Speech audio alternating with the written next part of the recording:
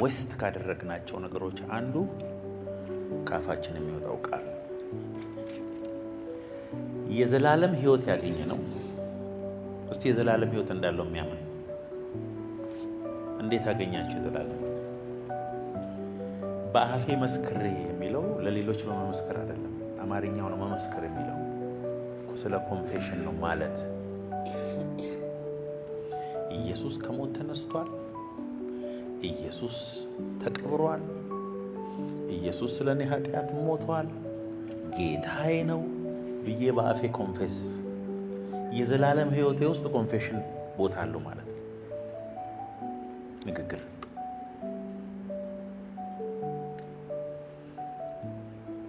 ካፋችን የሚወጣው ቃል መንፈሳዊ ህይወታችን ላይ ገና ዳግም ከመወለድ ጀምሮ ወደ ጌታ እስከምንሄድ ድረስ የአፋችን ቃል ከመንፈሳዊ ላይፋችን ጋር በቀጥታ የተገናኘ ምንድነው? እስቲ ንግግር ምንድነው? እግዚአብሔር ለመግባቢያነት ብቻ ነው የሰጠን? ከሰው ጋር እንነጋገርበት ነው የሰጠን? ወይስ ከዛ ያለፈ መንፈሳዊ ፋይዳ ያለው ንግግራችን? ያዕቆብ 3 5 እና 6 9 እና 10 እናያለን። እስቲ እንዲሁም አንደበት ደግሞ ትንሽ ብልት ሆኖ በታላላቅ ነገር ይመካል። እነሆ ትንሽ እሳት እንዴት ያለ ትልቅ ጫካ ያቃጥላል። አንደበትም እሳት ነው። አንደበት በብልቶቻችን መካከል አመፀኛ ዓለም ሆኗል። ሥጋን ሁሉ ያሳልፋልና የፍጥረትንም ሩጫ ያቃጥላል፣ በገሃነምም ይቃጠላል። በእርሱ ጌታንና አብን እንባርካለን፣ በእርሱም እንደ እግዚአብሔር ምሳሌ የተፈጠሩትን ሰዎች እንረግማለን። ከአንድ አፍ በረከትና መርገም ይወጣሉ። ወንድሞቼ ሆይ ይህ ሊሆን አይገባም። አንደበት፣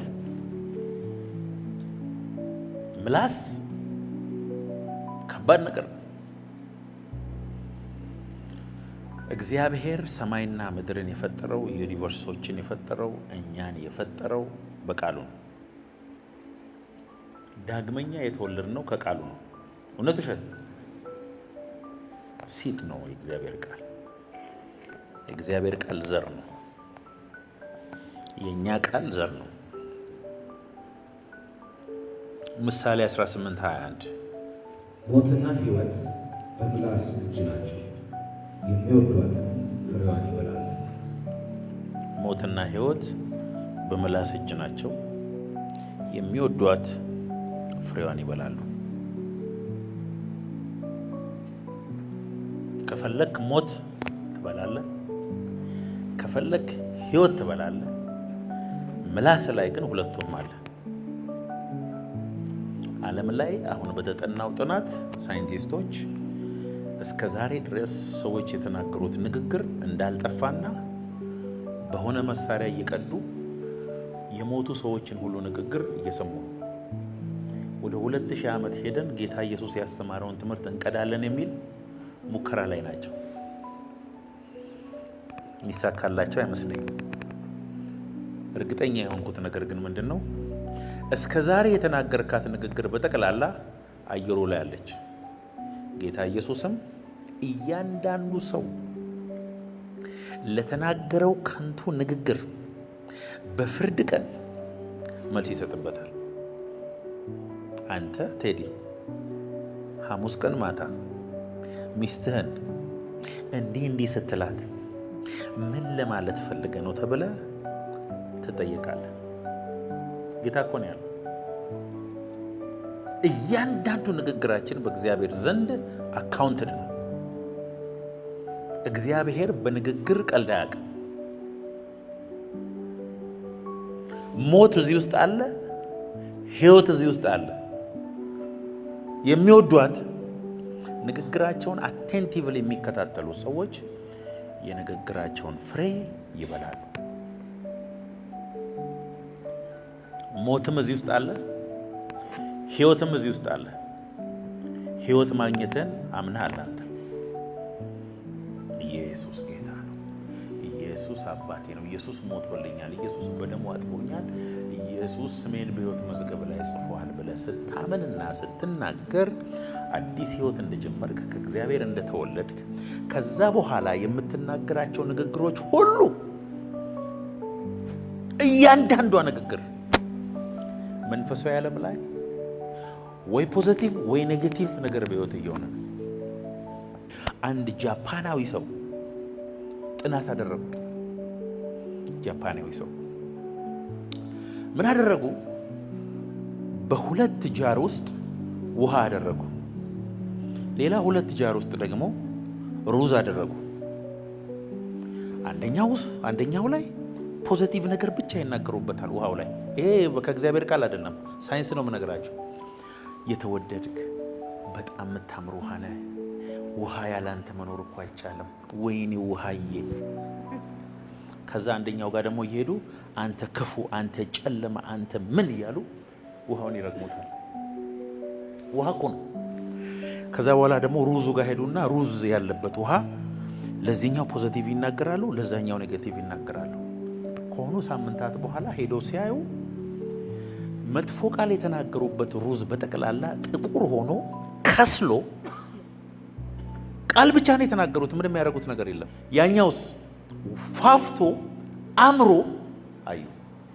ውሃውን ሄደው ሲያዩ የሚገርማቸው የውሃው ሞለኪውሎችን በካሜራ ሲያዩቸው እንደ አበባ በጣም የሚያምሩ ናቸው። እነዛ ደግሞ ቅርጻቸው ራሱ በጣም የሚገርም ነው። አንተ ደግሞ 80% ውሃ ነህ። አልገባህም? እንደ ውሃ ቃል ሴቭ የሚያደርግ የለም በዓለም ላይ በተጠና ጥናት። እንደ ውሃ ቃል አብዞርቭ የሚያደርግ ተጠንቶ እኮ ነው። አንተ ሙሉ እኮ ውሃ ነህ።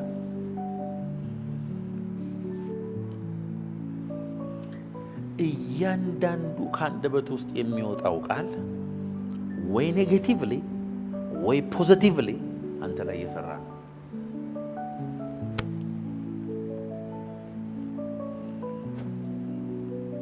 አንደበቱን የሚጠብቅ ሰው ሕይወቱን ይጠብቃል።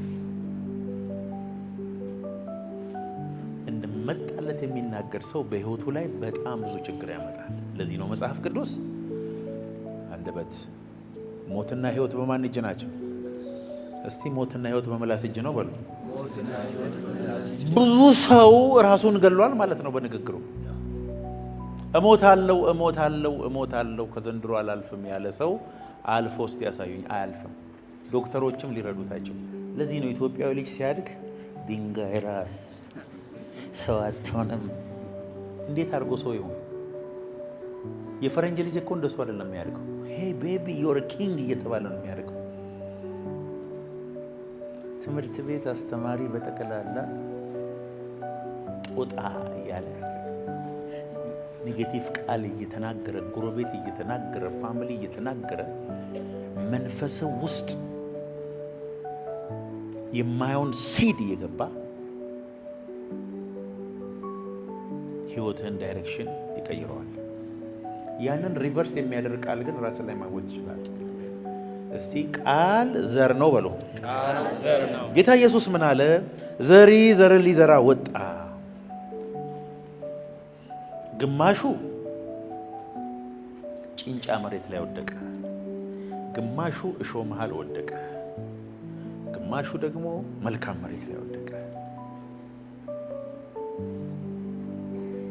ስለዚህ ቃሉ ዘር ነው አለ። it is a seed።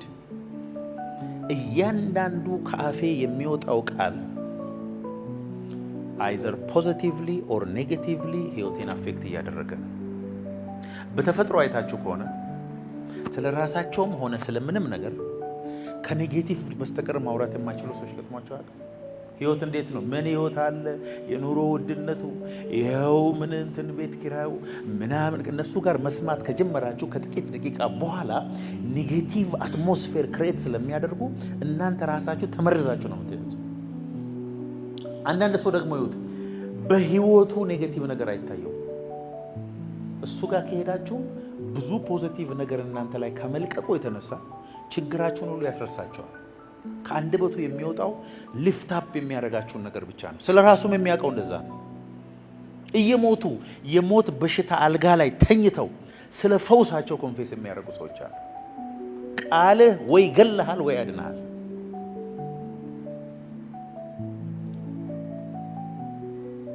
አሜን አትለው ማለት እንደ አበሻ በራሱ ላይ መርገም የሚያወራ የትም ዓለም የለም። ዘመድ ራሱ ከገጠር ሲመጣ መከራ ይምጣብኝ ነው በላለልኝ።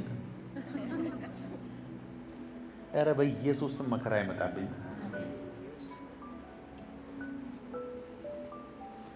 ተረትና ምሳሌያችን ራሱ በጣም ኔጌቲቭ ነው። ታውቃላችኋል? አፍንጫ ሲመታ አይኔ ያለቅሳል ማለት በጣም አንድነን ለማለት ነው። የፈረንጅ ምን እንደሆነ ታውቃላችሁ? እግሬ ጫማ ሲያደርግ ፊቴ ይስቃል ነው ማይንድ ሴቱ። አበሻ ጠዋት ላይ ተነስቶ እንደምን አደርክ፣ ደህና አደርክ ወይ፣ ለምን አደርክ ነው የሚመስለው። ፈረንጅ እንደሱ አይደለም። ጉድ ሞርኒንግ ደስ አይልም? መልካም ማለዳ ይሆንልህ ብሎ ነው የሚጀምረው። እኛ ጋር ደህና አደርክ እንዴት ልታድርሻል? መሞት ነበረብህ እኮ። ባህላችን ራሱ በጣም ኔጌቲቭ ነው። ተረትና ምሳሌያችን ኔጌቲቭ ነው። አስተሳሰባችን ኔጌቲቭ ነው። ሁሉ ነገራችንን ካያችሁ ይሄንን በጌታ በኢየሱስ ስም ከጄኔሬሽኑ ላይም ከኛ ላይ እንሰብራለን። አሜን። መዝሙር ላይ ብቻ ነው ጎበዞች። ይሆንልኛል፣ ይሳካልኛል። ይሄን መዝሙር አሁን የብልጽግና ወንጌል መዝሙር ነው ተብሎ የሆነ ክፍል ውስጥ ገብተዋል። እኔ ምን አገባኝ? ክርስትናና ጉስቁልና ምንም ግንኙነት የላቸው። አላቸው የምትሉ ይኑራችሁ። እኔ እንደሌላችሁ ነው የማውቀው። ኢየሱስ ጌታ ነው። አሜን። ቃልህ ዘር ነው በሉት። ከጎናቸው ያለው አላያችሁም እንጂ የምትናገሩት ነገር እያንዳንዷ ፊውቸራችሁን ክሬት እያደረገ ነው የሚሄደው። በህይወታችሁ ላይ የሆነ ጡብ የሆነ ብሎኬት እየጨመራችሁ ነው። the more you speak, especially በእናንተ ሲቹዌሽን ላይ የእግዚአብሔርን ቃል የምትናገሩ ከሆነ ይሆናል ይሆናል ይሆናል ይሆናል። the word of God is a seed። ሞትና ህይወት በምላስ እጅ ናቸው።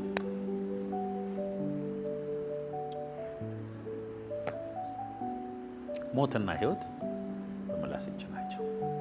የእግዚአብሔር ቃል ዘር ነው። እስቲ ዘር ነው፣ ሲድ ነው በሉ። እቺ ነገር ከዚህ በፊት ነግሬያቸዋለሁ።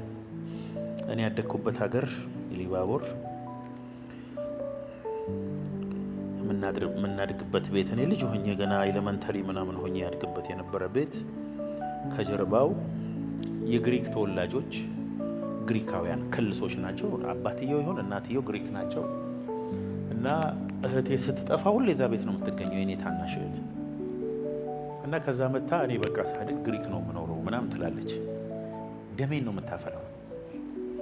አሜሪካ ቲም እንደ አንቺ ካናዳ ቲም ብሎ ግሪክ ሁሌ ነው ምላት።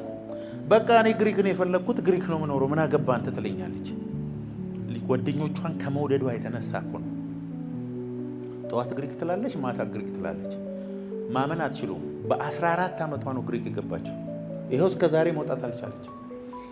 የዘራችው ዘር አንቆ ወስዶ እህቴ ግሪክ ነው የምትኖረው። በጣም እኮ ነው የሚገርማቸው። ሁል ጊዜ ከእሷ ጋር ስደዋወል የዘራሽው ዘር ነው፣ እስቲ አሁን ደግሞ እንደገና ልዝራና ሌላ ቦታ ልሂድ ትላለች። ያኛው አዘራሮ ከባድ ነው። ምርጥ ዘር ይዘራ ግሪክ ነው። የሆነ አውሮፓ ሀገር ትሄዳለች፣ ተመልሳ ግሪክ ነው የምትኖረው። ከ14 ዓመቷ እስካሁን እድሜዋ አግብታ ወላልዳ ምን ብላ አሁንም ግሪክ ናት። ብዙ ሰው አውቃለሁ፣ በጣም ብዙ ሰው በትምህርቱ በትዳሩ። አንድ ጓደኛችን ነበረ፣ ሁል ጊዜ እኔ ማግባት የምፈልገው ይላል ልጁ፣ እሱም ክልስ ነው። በጣም ጥቁር ሆና አይኗ ስትከፍ ነጭ የሚሆን ነገር እየቀለደ ነው እሱ። በነገራችን ላይ በወቅቱ ጨለማው ስትሆን ፈጽሞ የማትታይ በቅርብ ጊዜ ያገኘሁት ሱዳናዊት እና የምታክል በዚህ አይነት ሰው ሲጠቁር አይቻላል። ወደ ብሉ ብላክነት የተቀየረ ታውቃለህ። እንደዚህ ትል እንደነበረ ትቀልድ እንደነበረ እሱ እየቀለደ ነበር። አሁን ወገኖቼ ልጆቹ ራሳቸው ነጭ ነው አይናቸው። በህይወታቸው እየሆነ ያለውን ነገር ሄዳችሁ ብትመለከቱ በአብዛኛው ስትናገሩት የነበረ ነው። በአብዛኛው ስትናገሩት የነበረ ልጅ ነው። አንድ ጓደኛችን ልጅ ሆነን እሺ እባክህ እንዴት ነህ ሰላም ነው ህይወት እንዴት ነው ስትሉት እባካችሁ እባክህ ህይወት ቦርጫም መላጣ ነው ይላል። ከ20 ዓመት በኋላ አገኘዋለሁ። አሁን ቦርጫም መላጣ ነው።